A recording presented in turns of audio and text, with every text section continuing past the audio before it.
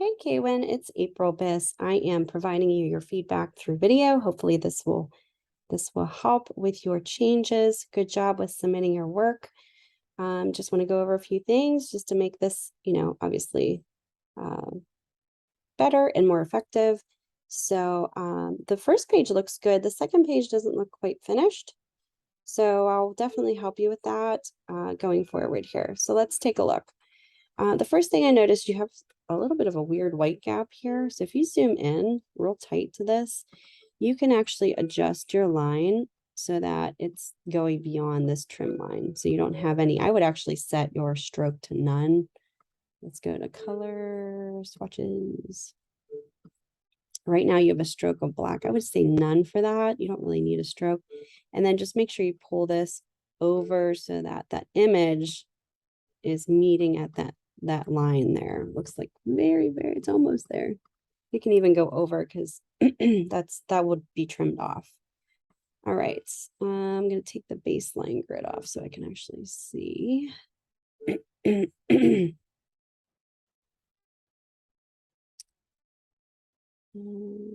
see.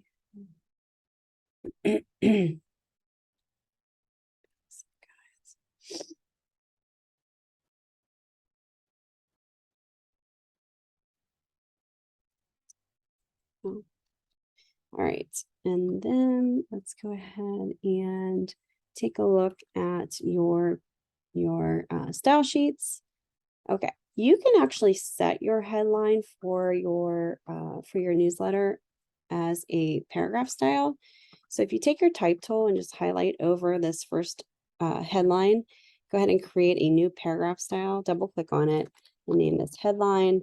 And then that way you have a little bit more control. Like say if you wanted to do a center alignment, you can go to indents and spacing, select center, and that would center align it. The only thing you need to make sure of, see how your copy box doesn't quite go to the margin on each side. Just make sure that you take your selection tool and align that copy box to perfectly align with the margins. Excuse me.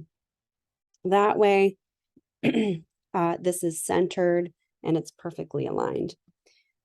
Your copy box, let's see. This is slightly different than your body copy here.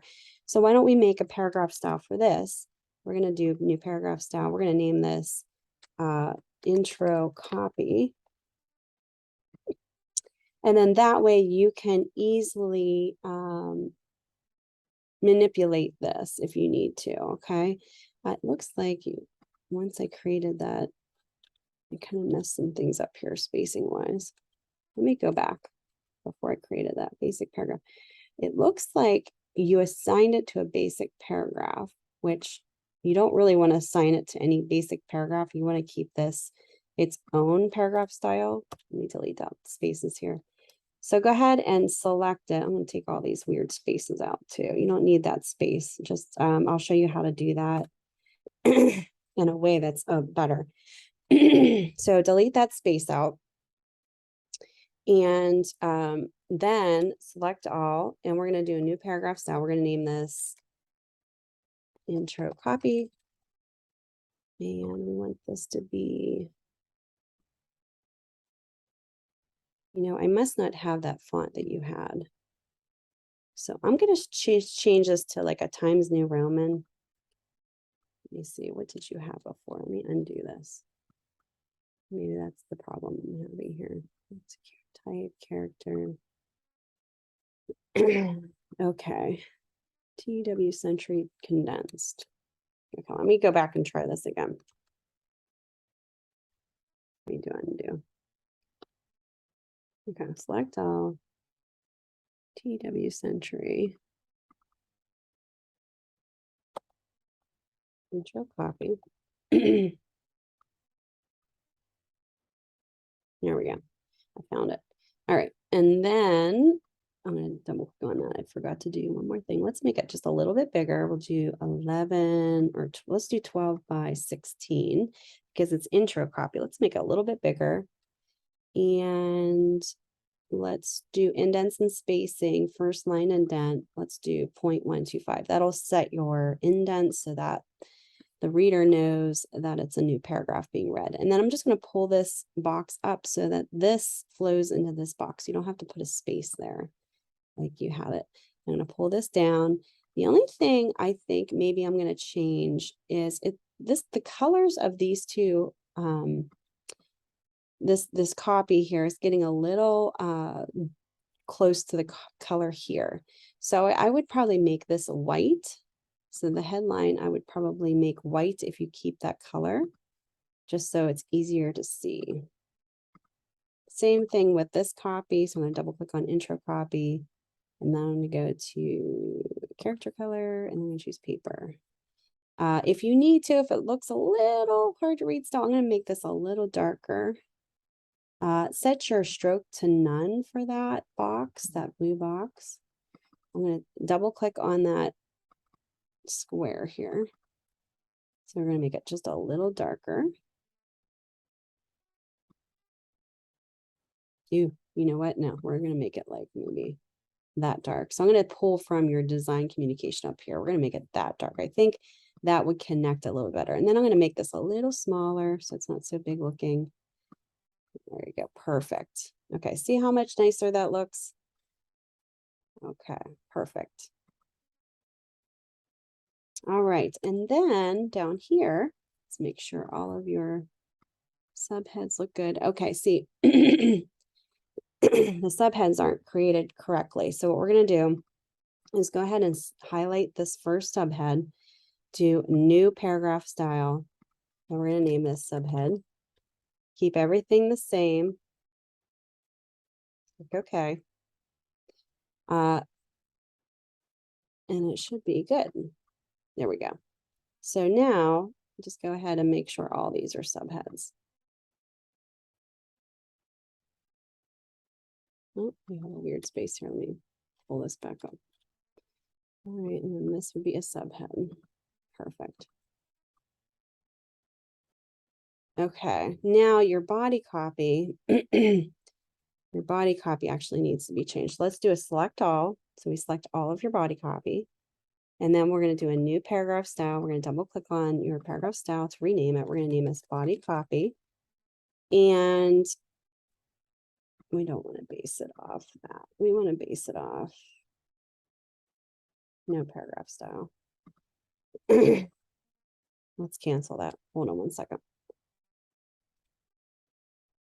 What's happening is I set these as my subhead, and now it wants to make everything my subhead. So let's do select all, and we're going to do basic paragraph for everything. And now we're going to do paragraph style. Copy. See, it's still basing on my subhead. No paragraph style.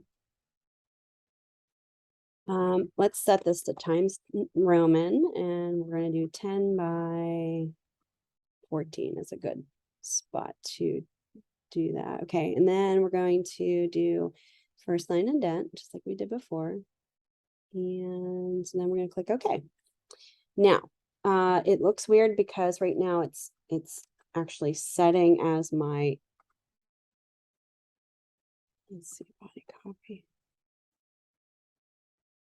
This should not be set as my basic. We'll do basic paragraph. No.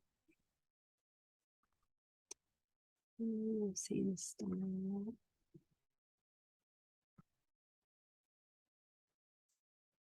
I think it's screwed up because I did my subhead first. So why don't we go ahead and let's go ahead and delete our subhead real quick. There we go. Now we're going to go to body copy. It's still setting it. That's so weird. Okay. You do have a body copy up here. Something is very strange going on here.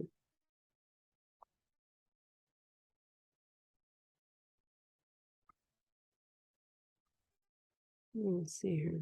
No. Let's delete this body copy style. Let's go back to the basics. All right, let's do it again. Body copy. Times New Roman. 10, 14. First indent. So just do your body copy first. That's kind of like the the first step. I think that would just be easier because we have some weird spacing going on in here. 1, 2, 5 for the indent. Okay, that's perfect. And that should change everything in here. And then we get rid of this weird space in there too. And then we're going to do the subhead. Okay, so scratch what I said before. We're going to do the subhead now as a separate subhead paragraph. So paragraph style, subhead. We're going to do this as, let's just keep it times. Let's just make it a little bit bigger. And make it bold. And then the color, let's go ahead and make it that blue.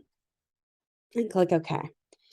The only thing we don't want is that indent in front of it. So what we're going to do is, oops, there we go. Double click on here. We want to go into your indents and we want to just take that out to 0. Okay. So I guess the first thing we learned here is we need to set the body copy first, and then you want to set your subhead. Just make sure it has no indent. And then once you set that, you can go through here and set everything as your subhead and not really affect anything else. Get rid of any weird spaces there. Excuse me. Man. Oh, 1 second, I can't talk.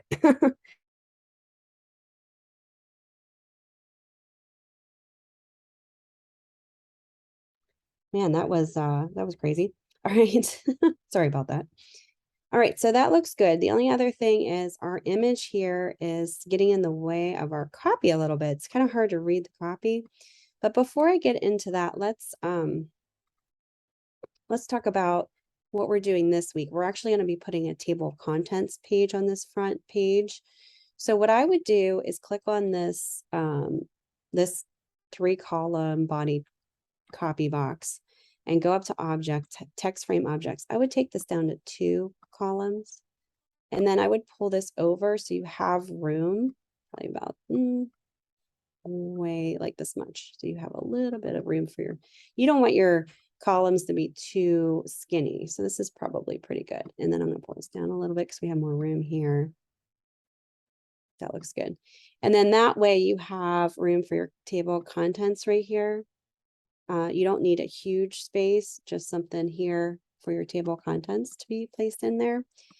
And I went over that in detail in the last lecture that we did. So definitely listen to that recording. You can make this anything you want as far as like the design and style. You can even change the opacity if you don't want it to be a solid color. You could pull, make it the copy box you would have inside this as far as the table of contents. All right, and then this picture, what you might want to do is maybe put it on the other page here because we have a lot of room over here. And so let's go ahead and paste this picture in.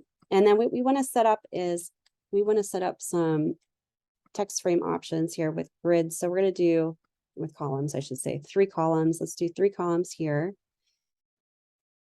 And then what you could do is introduce some of your pictures up here. Maybe they're bigger. Maybe you do one that's this size. Let's take off the text frames. We have a text wrap, I guess, on some of these. So let's take that off. And I'm just copying and making sure that this is the same square size so that we're all consistent. So I'm going to do 3 pictures here. Actually, we're going to have to make this a little smaller. Let's see. I'm going to shrink this down a little bit so it fits all on perfectly here. It's a little smaller. There we go. And then we can fill frame portions, and then we can add in our pictures. Whichever ones you think, cancel. Whichever ones you think works best. Okay, so I just did 3 at the top, but you're free to do what you want. You can pull in elements that are consistent on the front to the back or to the second page. That kind of keeps the unity going. So maybe just this little block of blue you want to kind of add in here. And then pull this up a little bit. And it looks like we have a lot of room here. So let's go ahead and make this a little smaller, the text box, so that we're filling this up nicely and it's not, you know, you don't have a big gap of white space here. So we can actually pull this down. And what you could do, let's do something like this. Let's pull these over since we do have such a big space here. Let's make this one our main image. So I'm just going to blow this one up. Object fitting, fill frame proportionately. So that's the biggest picture. And then what you could do is make these smaller. And we can add these inside here. Maybe even add this over here. This might be kind of cool. Like little design elements. On the right or the left. We can actually start it over here if you want. Put this one over here. You know, think about how you can make this look, you know, just kind of different and unique. That's kind of cool. All right. So let's hide the guides here. You can see what this is looking like. That looks pretty good. Now I have to fix some of my widows in there, but that looks pretty good. It's flowing. It's a nice balance of texture or with image and copy. It's not too copy heavy. We just have to go in here and fix some of our, you know, our widows. I have a widow here. I can fix that by just bumping that down. And then let's go ahead and see if we have any. I know we have widows in here, which means it's one. This is an example of a widow. This is an example of a widow. So it's one word on one line. So if you just do a shift return to bump down any next word on the next line, that might fix it. And that's just a little bit too much there. So let's do that. Perfect. Okay, the other thing that you have going on here that we need to fix is your page number. We shouldn't be placing them in on these pages. We have to be placing these on our parent pages so that they number themselves. The good thing about style sheets and parent pages is that you're doing that to make your job easier, because if you were doing a 500-page newsletter, you wouldn't want to be going in here and adding each one of these text boxes. It would just be too much work. So what I'm going to do is I'm just going to delete these. Go ahead and delete them, the page numbers. And I explained this in the lecture, how to properly place page numbers, but I'll go over it again. All right, so now what we want to do is we want to go to our page panel. So go to pages. We don't want to place them on these pages like you were just doing. We want to place them up here on the A parent page. So double click on the A parent page, and that's your parent page. And what that's going to do is anything on these pages, it's going to repeat on your pages. If it's a left-hand page or a right-hand page, it's going to repeat those elements. Or if you put page numbers on here, it's going to number the page numbers for you. So you don't have to do that. So this is how you do that. Go to the left bottom corner of your left page. We're on our left page of our parent page. I'm going to paste in what you had in there. We don't have to put a number. That's the beauty behind this. So I'm going to pull this down just below the margin a little bit, like right here. And see where your page number 1 is. I'm going to delete that. And I'm going to keep this, what you have here, there. That's fine. But with my cursor blinking up here, I'm going to go to object. I'm going to go to type, insert special character, markers, and current page number. And what that's going to do is it's going to put a letter A in there. And that's just going to be a placeholder for whenever you switch back to your regular pages. This is going to turn into whatever page this is on. So, you know, page number 2 will show here if it's page number 2. Okay, I know that's hard to understand. Let me copy this. We got to do the same thing on the lower right-hand corner of our right parent page. So double click on that. I'll paste this in. The only difference is we want to make sure that the page number is on the right side, not the left. So I'm going to copy and delete that. I'm going to paste this in right there. And then we're going to make sure this is a right aligned. Oops. Make sure this is the same space as you have here. Oops. We could put tabs in and make this a paragraph style too. That might make it easier, but make sure we have the same amount of space in between here. Yeah, let's put a tab in here. Okay. So let's go ahead. Oh, you do have a page number. Okay, good. All right, so we're gonna do this one and we're gonna rename this right page number. And for this one, we're going to make sure we are right aligned and that our tab, it looks like, will be right. Let's see, now we want to do, yeah, right aligned. We'll do about like a 1/2 inch right there. Perfect. So a little right align arrow and click OK. So that I'm going to delete this. Let's see, tab, and I'm going to delete the space in here. It looks like you have a leader in here. You have a leader in here. Let's see, tabs. No, you don't. Okay, weird. Okay, let me readjust this so that the A pops up here. There we go. So we're going to do about,